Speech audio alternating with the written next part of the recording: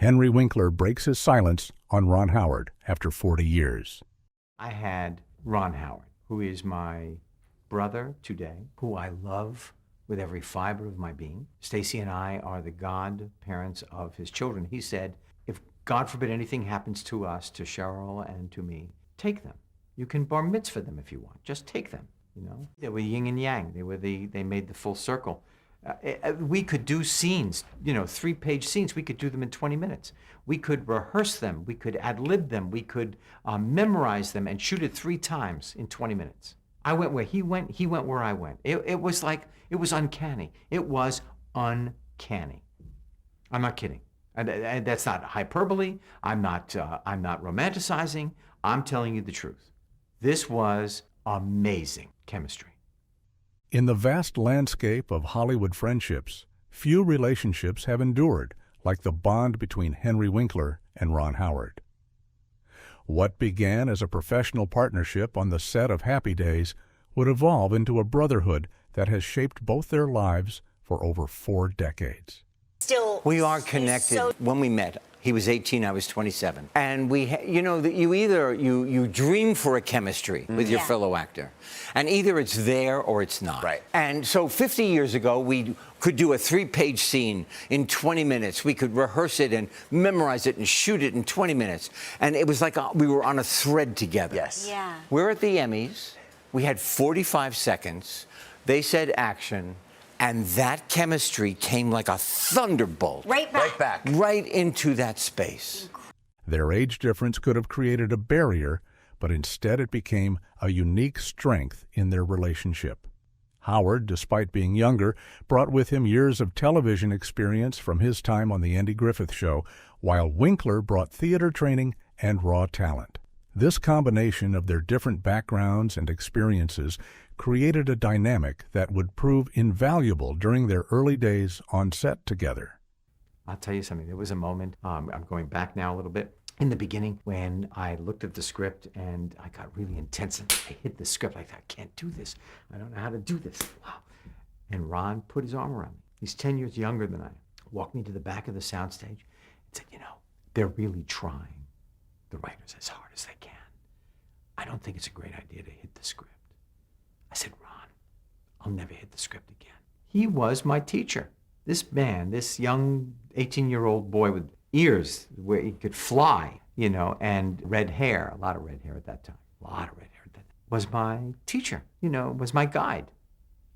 The dynamics of 1970s television were rapidly changing, and Happy Days would soon become a cultural phenomenon that neither actor could have predicted.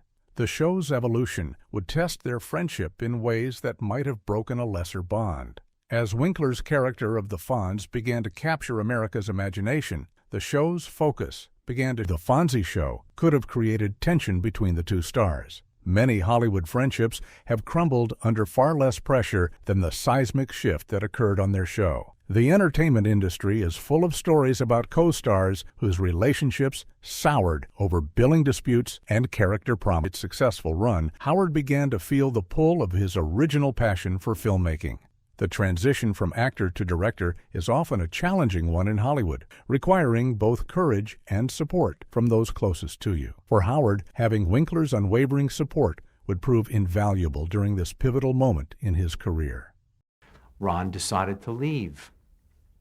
And in the 7th year, I got a phone call in the blue phone booth that was next to the donuts. He said, Henry, I've got to tell you, I'm not coming. I said, what do you mean not coming? He said, no, I'm going to be a director. I've decided not to sign back on, and I'm not doing the show anymore. I thought my life was over. I never had an acting partner like this in my life. Howard's transition to directing would mark the beginning of a new chapter in their friendship. Instead of seeing each other daily on set, they would now support each other's separate career paths while maintaining their close personal bond. Their professional relationship would take on new dimensions as Howard established himself as a director and began creating opportunities to work with his old friend in new ways. Well, it was Brian Grazer, my partner at Imagine Entertainment. It was his idea, and it was the first time we ever worked together on a movie. It was based on an article he read in the New York Times that somebody had been, arrested for running a prostitution ring out of the New York City morgue. So this was not a true story, but it was inspired by that article. And Gans and Mandel, who are Happy Days writers and showrunners and brilliant comedy writers, they took it and they ran with it, and somehow they shaped something that was a little sexy, a little naughty, very raucous, and still utterly human and connected to, you know, love and respect.